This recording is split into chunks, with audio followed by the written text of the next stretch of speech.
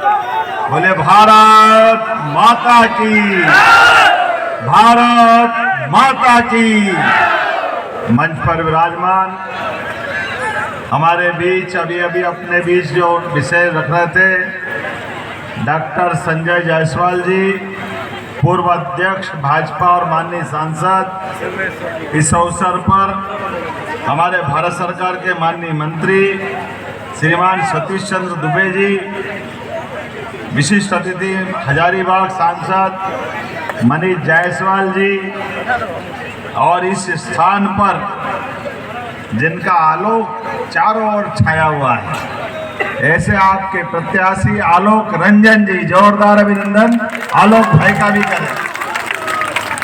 जिला अध्यक्ष भारतीय जनता पार्टी साजन शर्मा जी, जिला अध्यक्ष लोक जनशक्ति पार्टी आर महेंद्र शर्मा जी, जिला अध्यक्ष हम सहरसा राम रतन ऋषिदेव जी, प्रदेश महामंत्री शिवेंद्र कुमार जी, पूर्व विधायक सुरेंद्र यादव जी, और पूरा मंच, जोरदार अभिनंदन पूरे मंच का करें। किसी भी खाने के बर्तन में चावल पका के नहीं पका, धान पका न पका, एक दाना उठा के देख लो तो मालूम पड़ जाएगा क्या हाल होने वाला है, कैसा क्या माहौल है अंदर का। ऐसे आपका उत्साह बता रहा कि चुनाव का रिजल्ट क्या आने वाला है। आपका जोरदार अभिनंदन हमारे यशस्वी प्रधानमंत्री के साथ एनडीए के डबल इंजन की सरकार के मुख्यमंत्री के रूप में जिनने सरकार चलाई, और जैसे कि माननीय संजय जी ने बताया, दुबे जी ने बताया, वो सारी योजना तो रिपीट नहीं करूंगा, लेकिन ये बात सही है कि सोने सा खरा हमारा प्रत्याशी, कहाँ हमारे अपने लंबे समय से अपने बीच काम करने वाला प्रत्याशी। जोरदार अभिनंदन आलोक भाई के लिए करें।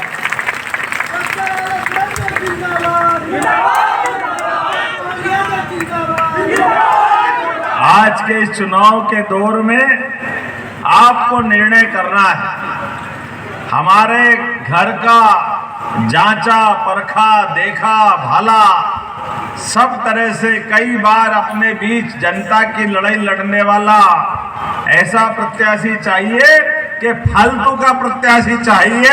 ये फैसला हमको करना है, जिसकी भाषा का सवाल नहीं। बड़ा दुर्भाग्य के साथ कहना पड़ेगा, सहरसा से जो प्रत्याशी सामूहिक रूप से महागठबंधन ने, अब गठबंधन बोलो या ठगबंधन, जो मर्जी आए बोलो, जिनने क्या भाषा बोली, लोकतंत्र को अपमानित करने वाली भाषा, कैसी भाषा बोलोगे?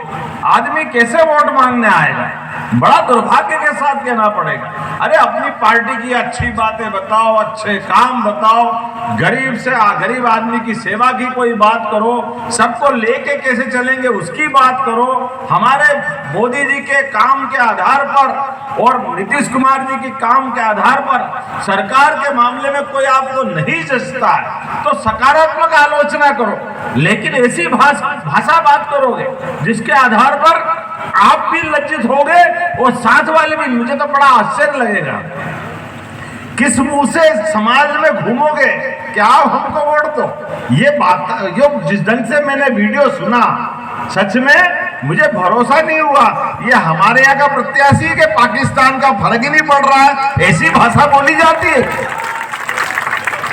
ये भाषा तो आपने यहाँ कभी भारत में नहीं बोलते। ये पूरे बिहार का अपमान कर रहे हैं। बिहार की धरती जयप्रकाश नारायण के समय से महात्मा गांधी ने सत्याग्रह किया, सम्राट अशोक का अशोक काल याद करो, महात्मा गौतम बुद्ध को याद करें, महावीर स्वामी को याद करें। ऐसे बड़े बड़े अलग प्रकार के महान भगवान सब प्रकार के अलग अलग कारणों से बिहार का जो मान सम्मान था, भगवान कृष्ण के पुत्र ने सांब ने यहाँ सूर्य का मंदिर भी बनवाया। ऐसे कई कारण से माँ गंगा के आशीर्वाद से ये पवित्र धरती बिहार आज चुनाव के रण क्षेत्र में पहुंच रही है।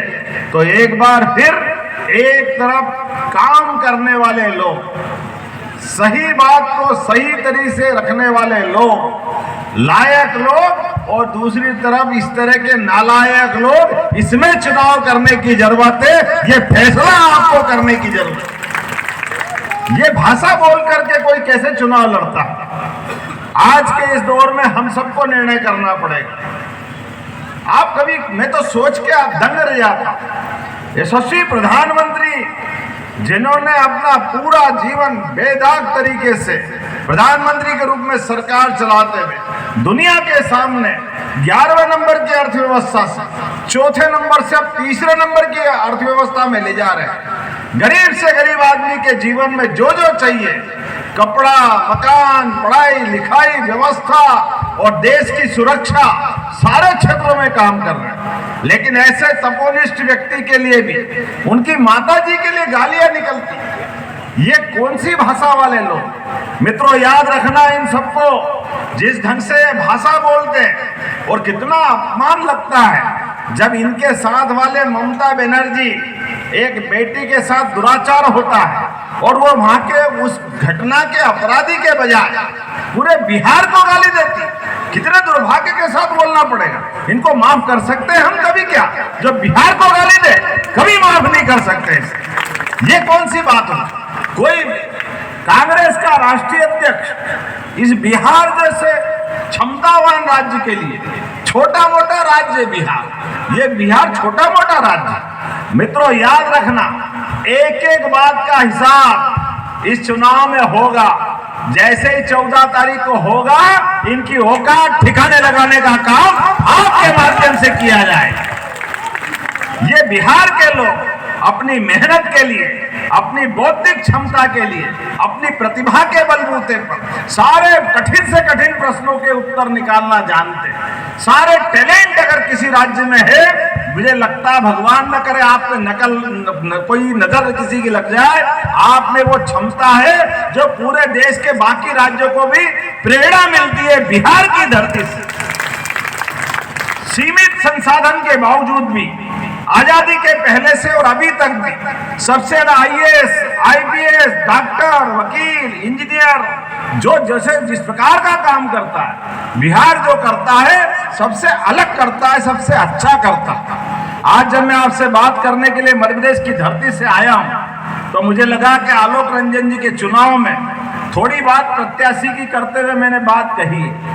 मेरा स्वभाव कम है ऐसी बात करने का, लेकिन दुर्भाग्य के साथ कोई कैसे उसको प्रत्याशी के रूप में पेश कर सकता है? ये वही कर सकते हैं जिनका मन छोटा है, जिनका मन इतना है कि क्या बताओ उसको। एक तरफ हमारे यशस्वी प्रधानमंत्री श्रीमान नरेंद्र मोदी जी, जिनके नेतृत्व में पूरा देश बदल रहा है। हमें गर्व है मध्य प्रदेश में उनके आशीर्वाद से हमारी सरकार चला रहे हैं, और सरकार चलाने के आधार पर जीवन के सब क्षेत्रों में विकास के कारवां लेके चल रहे हैं। अपनी जन्माष्टमी भी धूमधाम से मना रहा है सरकारी स्तर पर, हमारे अपने गोपाल कृष्ण को लेकर के। इस देश के अंदर दो देवता, भगवान कृष्ण हो, भगवान राम हो, जिनके कारण से हर काल में, हर समय कठिन से कठिन परिस्थिति में भी व्यक्ति को साहस से कैसे मुकाबला करना चाहिए, ये उदाहरण उन्होंने पेश किए।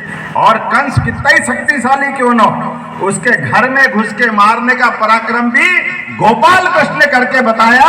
ये हमारा अपना गौरवशाली अतीत। रावण से युद्ध में भगवान राम ने भी क्या पराक्रम दिखाया, और अपने वनवासी, आदिवासी, जंगल के जानवर सबको साथ लेकर के बगैर अयोध्या से सेना बुलाया। भगवान श्री राम ने भी क्या पराक्रम किया। भगवान राम के आधार पर घर घर में लोग अपने कामना करते हैं कि काश राम राज्य और भगवान कृष्ण का काल, और उनके नाम पे अपने बच्चों के नाम रखते हैं। लेकिन दुर्भाग्य के साथ कहना पड़ेगा, ऐसी हमारी देव संस्कृति पर भी आज इसके बलबूते पर तो हम दुनिया के सामने अपना गौरवशाली अतीत बताते हैं, दुनिया के सामने हमारी उस काल की अच्छाई लेके जाते हैं। वो दुनिया बड़े सम्मान के साथ देखती है। कितना अच्छा लगता है विदेश का कोई मेहमान अपने देश में आता है, और माननीय प्रधानमंत्री जी मदुरई के मंदिर में विदेशी राष्ट्रपति का स्वागत करते हैं, ये हमारा कल्चर है। और पवित्र गीता उनको भेंट करते हैं, जोरदार अभिनंदन करो, ये हमारा आज का कल्चर है। ये जो हमारी भावना है, भगवान कृष्ण ने गीता के वो पवित्र वाक्य जो बोले, जिससे पवित्र गीता बनी, जिसके भरोसे से कर्मवाद की शिक्षा मिलती। लेकिन ये दुर्भाग्य के साथ कहना पड़ेगा, आज भगवान कृष्ण के, भगवान राम के काल से शिक्षा देने के लिए मुझे इस बात की प्रसन्नता है, शिक्षा नीति 2020 के माध्यम से ऐसे महत्वपूर्ण शिक्षा के पाठ जिनके आधार पे आने वाली पीढ़ी को शिक्षा मिले, ये शिक्षा नीति बनाने का काम यशस्वी प्रधानमंत्री के माध्यम से हुआ। जोरदार अभिनंदन करें। ये वर्तमान में शासन की पद्धति और जीवन के सब क्षेत्रों में जैसे जैसे आगे बढ़ सकते हैं, उन सारे क्षेत्रों में लेके चलने के लिए बिहार में बाढ़ आती है, यशस्वी प्रधानमंत्री सबसे पहले मदद करने के लिए आते हैं। बिहार के अंदर हाईवे, एयरपोर्ट, मखाना बोर्ड, बताओ आप, मखाने की खेती तो कब से होती थी, लेकिन किसानों के लिए जिस प्रकार से काम कर रहे हैं, मुझे इस बात की प्रसन्नता है। आज के दौर में जब चुनाव के बाद हम इस दौर से निकलेंगे तो आपके हमारे सामने निश्चित रूप से विजय की यात्रा में दुनिया की कोई ताकत यहाँ सरकार बनाने से रोक नहीं सकेगी। जोरदार अभिनंदन करें अपने इस भाव के आधार पर। बदलते दौर में आज के इस अवसर पर मेरी अपनी ओर से यहाँ आलोक रंजन के लिए मैं आपके बीच अपील भी करने आया, और मान के चलो जिस प्रकार का माहौल बना है, हम और आप मिलकर के निश्चित रूप से एक ऐतिहासिक दौर में पहुंचेंगे। आने वाले समय में जैसे 14 तारीख आएगी, कोई बात नहीं, बैठो आराम से। यहाँ तो भगवान कृष्ण के और उस काल वाले लोग हैं, ऐसे सारी व्यवस्था से निपटना जानते हैं। चिंता मत करो, आराम से अपनी जगह बैठे रहो। हमारी तो मट्टी इसी बात की बनी है, परमात्मा की दया से अन्याय के खिलाफ सदैव संघर्ष करने के लिए ये सारे वंश वाले बैठे, मैं आपको प्रणाम करता हूं, आपका अभिनंदन करता हूं।